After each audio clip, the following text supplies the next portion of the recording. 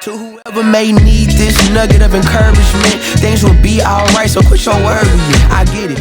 मैं बताऊं तो ये दीपक जी हैं हमारे आप हैं adolescence counsellor, education management and brand promotion consultant हैं। इनका अपना एक एनजीओ है जिसका नाम है black blanket welfare education society, है ना। ये फाउंडर रहे हैं बहुत सारे ऐसे संस्था के जो समाज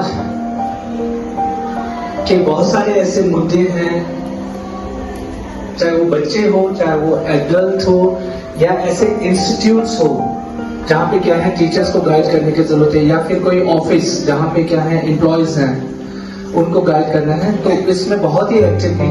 मैं छोटा सा काउंसलर हूँ। काउंसलर का काम होता है लोगों की समस्याओं को का समाधान देना, राइट। तो थोड़ा सा नई चीज है, 2003 में जब मैंने काउंसलिंग शुरू की थी तो लोगों को पता भी नहीं होता था कि काउंसलिंग होती क्या है। आज तो बहुत अवेयरनेस आ गई है। काउंसलिंग सेशंस होते हैं, पर्सनल काउंसलर्स होते हैं, मेंटल हेल्थ काउंसलर्स होते हैं, करियर काउंसलर होते हैं। एक टाइम ऐसा था जब किसी को हम ये बोलते थे कि आई एम अ काउंसलर, तो लोग पूछते थे नहीं करते क्या हो, है ना। तो चलो बहुत अच्छी बात है, अवेयरनेस आई है।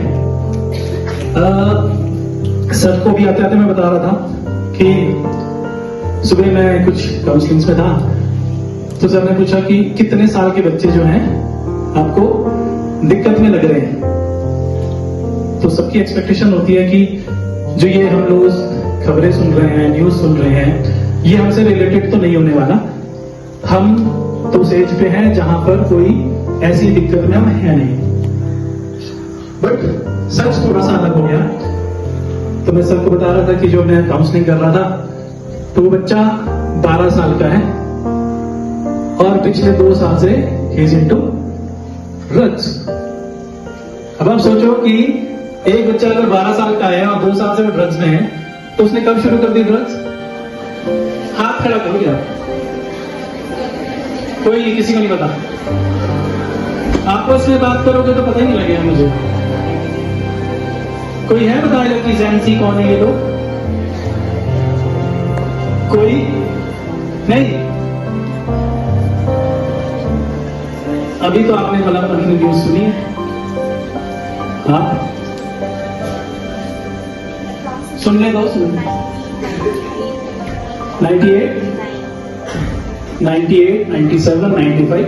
नॉर्मली हम जो बात कर रहे हैं ये 95, 97 के बाद के जो पैदा हुए बच्चे हैं और 2012 तक के जो बच्चे हैं उस जनरेशन को जेन जी बोल रहे हैं, राइट।